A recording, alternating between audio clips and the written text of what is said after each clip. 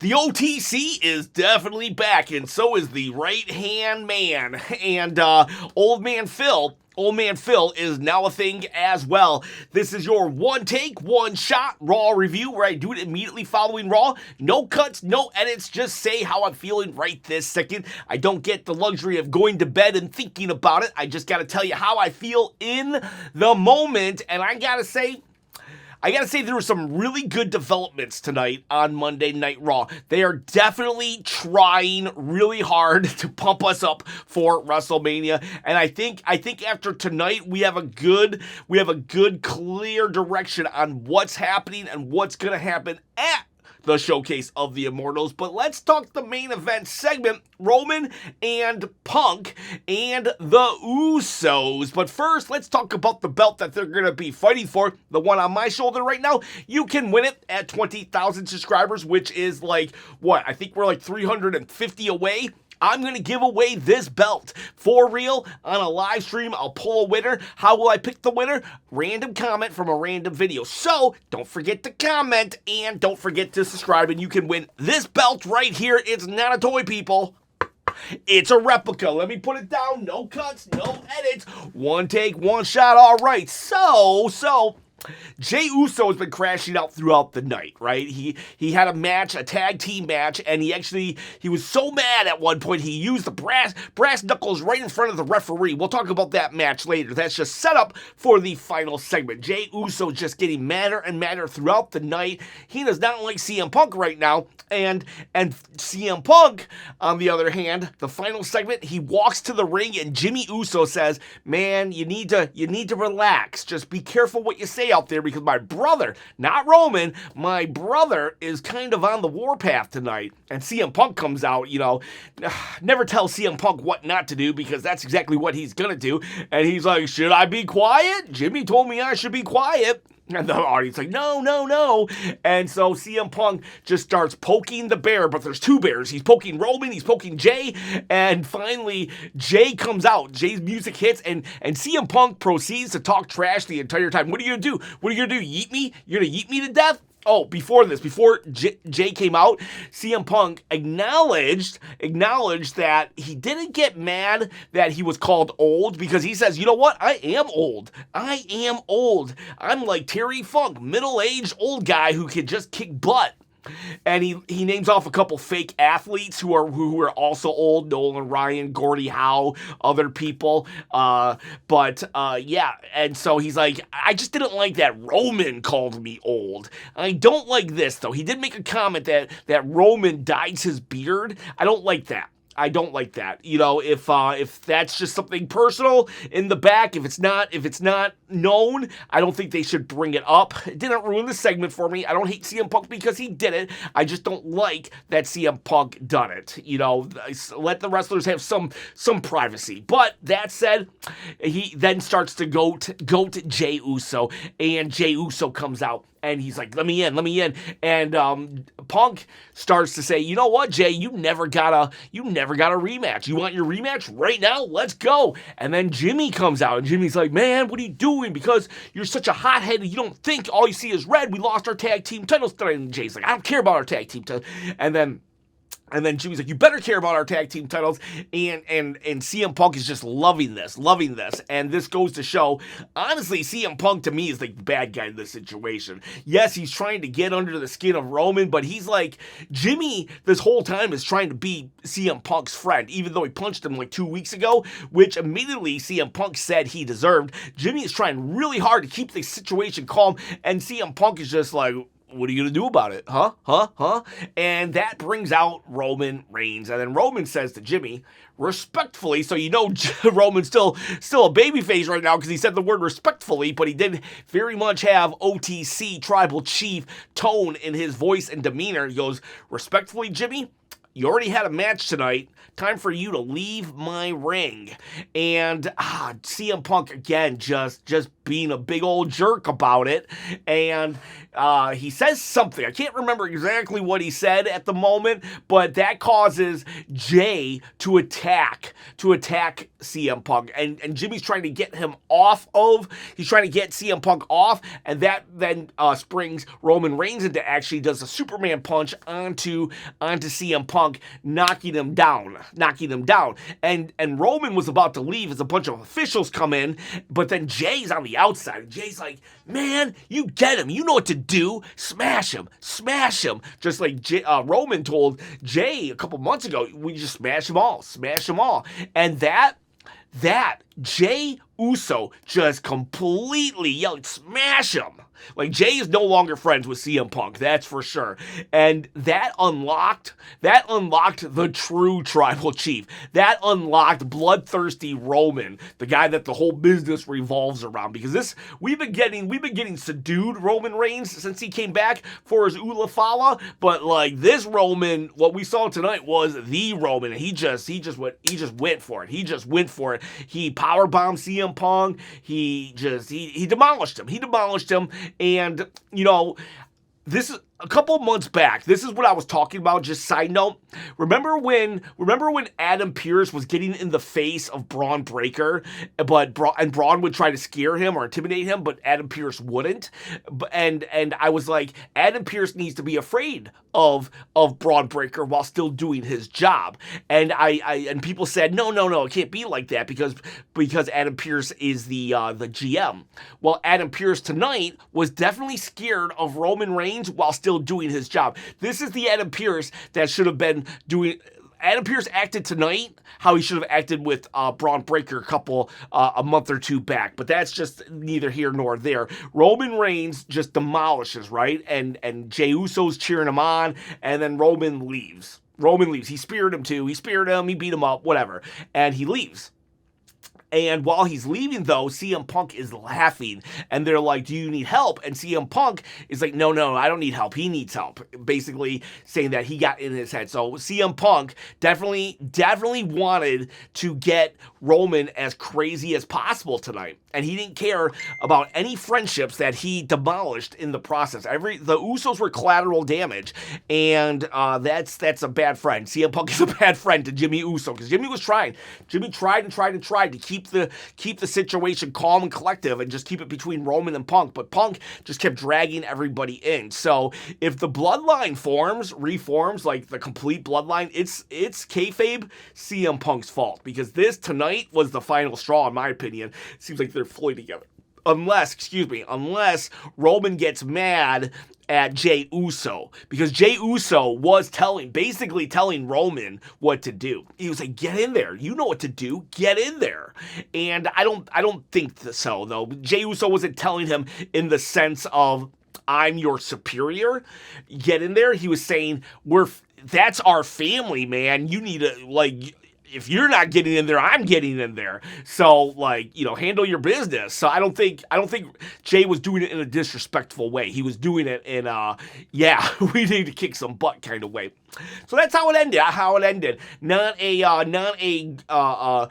back and forth, but still a very entertaining segment. I did enjoy it. And then we fast forward to the rewind to the beginning, and we have Paul Heyman and Brock Lesnar comes out, and Paul Heyman proceeds to say, you got lucky. Brock beat up 20 guys, and then he got distracted, and then you attacked Oba. So, like, that was your WrestleMania moment. You've already peaked, right? And Brock, for his part, is looking really, he's like looking BA, and he is like, I don't know. At one point, he takes off his hat. I think when they mentioned he beat Undertaker for the streak, and so Brock was really playing it up. He was very sports entertaining tonight. But then Oba comes out. He does his thing. They meet up face to face, and Brock swings, and he gets Oba for an F5. Oba gets out, clotheslines him out, and Brock sells. He's like, oh my God, I can't believe it. Can I beat this guy? And that's that. So I really wish they would have let Oba have promo time. I wish he could have said something tonight. What I'm thinking is going to happen is next week they're going to give him the microphone and Brock will attack him. Don't worry, everybody.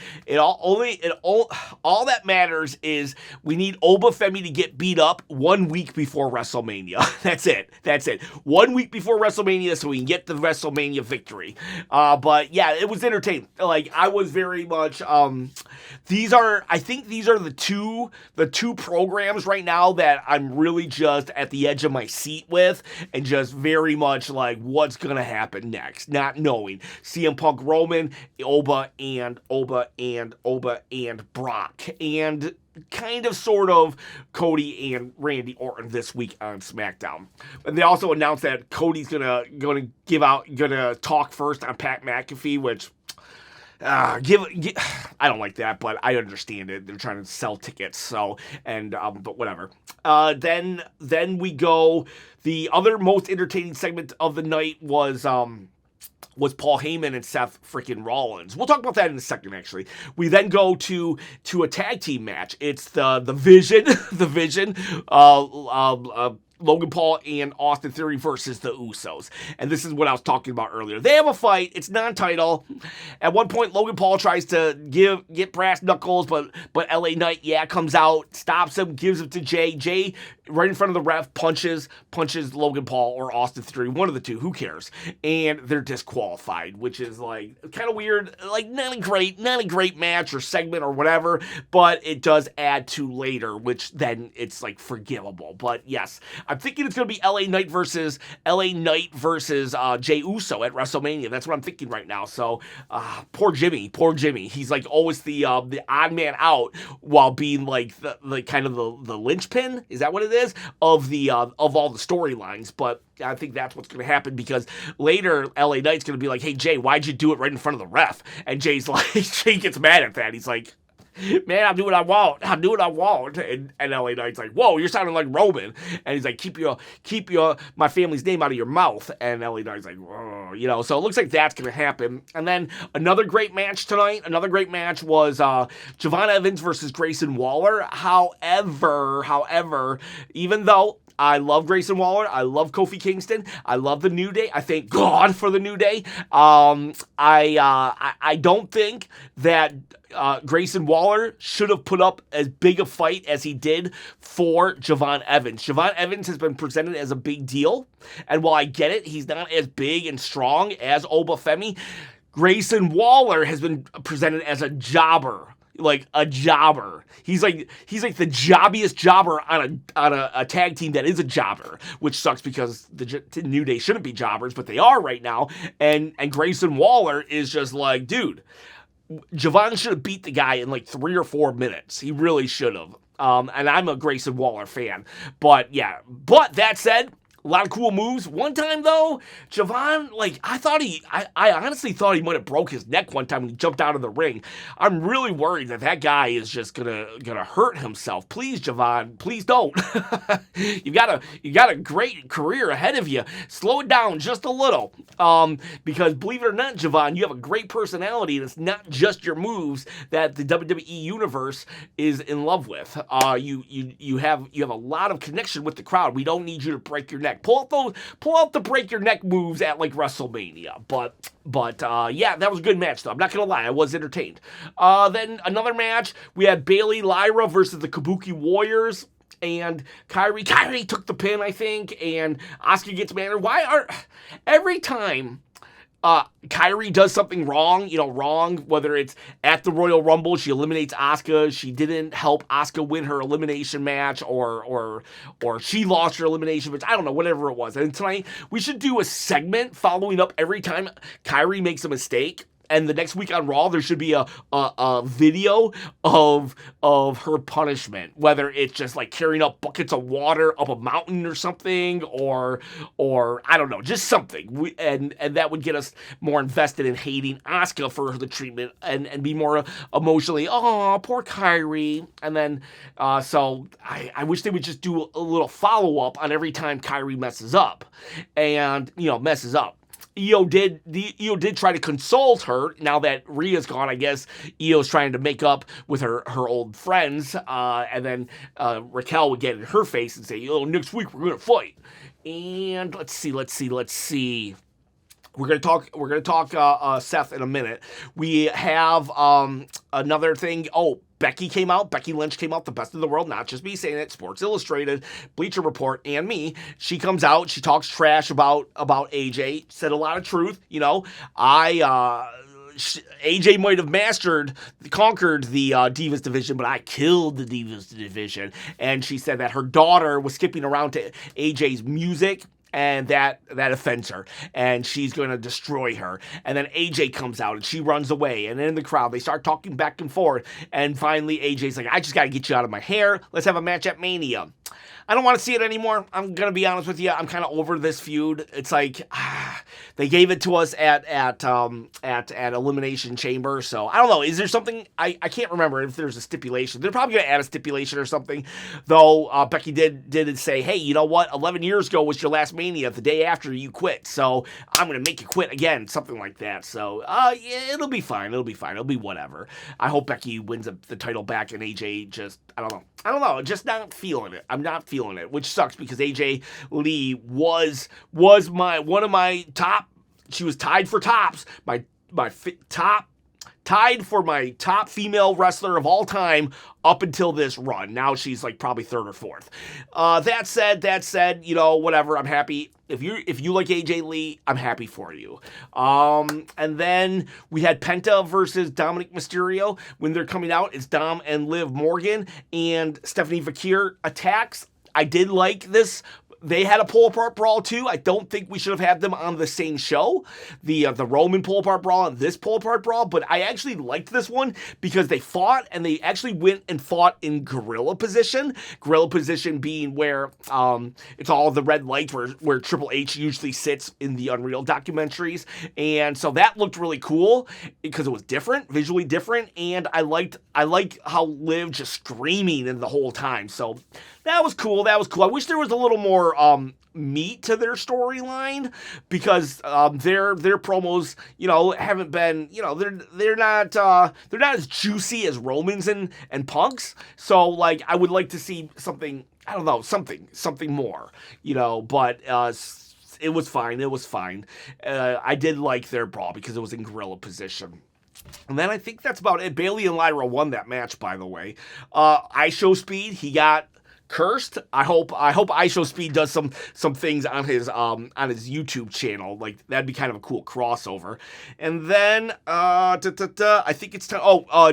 Dominic Mysterio lost his matchup against Penta because Finn Balor's music hit, got distracted, and then coming off like the top rope, Penta turned it into like a small cradle, and they said, oh, that's kind of like when Dom did to Finn Balor last year at WrestleMania. So if you didn't hear that or remember that, you would miss that. But then Finn chased out Dominic Mysterio after JD helped pull him out. But then Finn beat up JD, but Dom just watched and didn't help him out. So it looks like there's going to be a WrestleMania match. And then after that, the real talking point after that is Paul Heyman. Even though he's having a horrible night, he comes out and he says, all right, I may be a weasel, but I have no one to hide behind, but I am still a man. Let's go. Seth Rollins, I need you to come out here. You know, you get a free shot. You can do whatever you want. I'm over it. And then the masked man comes, and Seth is on the announce table. And then Paul Heyman says, you know, a man's got to do what a man's got to do or something like that. And he's like, a real man would call the cops. My family's a man of snitches. And so the cops come. And I guess Paul Heyman had a restraining order on Seth freaking Rollins. And the commentator said that Seth didn't know about this, but I think you have to know about a restraining order. I'm not 100% sure. It's been a minute since I had a restraining order. Just kidding. I have like 5 of them. I collect. No. I'm just okay. Moving on. I would totally cut that if this was it one take, one shot. But anyways, I don't have any restraining orders, by the way. So the cops take away Seth Rollins, and then Paul Heyman, and it was funny because Seth was like, "Oh, you got me," and so he gets arrested, right? And then Paul Heyman proceeds to say, "You're going to be arrested. You're going to go to jail. Your wife's going to divorce you. She's going to marry half the locker room. Your kid is not going to have a father, but I'll adopt your kid." And then Seth Rollins just runs away from the cops, jumps in the ring. Paul Heyman throws the microphone at him, and he punches him and Seth Rollins punches him in the face, starts to attack. The cops get him, and it was very reminiscent of when Stone Cold Steve Austin was kind of like taken out by the police. That's what it wasn't like to that impact, but it did bring me back to that moment. I'm not gonna lie. But Seth Rollins, it's almost like he's done that Joker laugh so much. It's hard for me to take him serious when he's angry. Like I just don't see him as angry. I just see him as always smiling and stuff. So like either way, they carted him to the back while Paul Heyman was just like laughing about it. So. The Paul Heyman Seth Rollins feud is actually kind of I'm kind of digging it, honestly. This was a step in the right direction. I feel like I probably should feel a little more like, oh my god, that was awesome, but I liked it still. Like I said, Triple H is trying, and I appreciate that. I do appreciate that. Do you guys like the chops, or do you like the letter grades? I'm gonna give it 1, 2, 3, 4, 5, 6, 7. 6, 7. 7. I'm sorry. I would cut that too. I would give it 7 chops. There was a lot of effort in tonight, and the Oba stuff was good. The Paul Heyman stuff was good, and we had the Roman Punk stuff. Jey Uso. Honestly, Jey Uso might be my MVP of tonight. Even though it was stupid when he punched with the brass knucks, I loved him at the end, just crashing out. Crash Out Jey is so freaking awesome and amazing. And CM Punk, I didn't like him just like smack talking the whole entrance music too. So, and then Roman coming back. Yeah, decent. Maybe 7.2. Let me 7.2. I'll add little 0.2 right there. Chops. Yeah. What'd you think? What'd you think of Raw? Let me know in the comments below. I thought it was decent enough. All right, boys. All right, girls. See ya. Bye. Paul Heyman. I'm gonna adopt your daughter. What a scoundrel.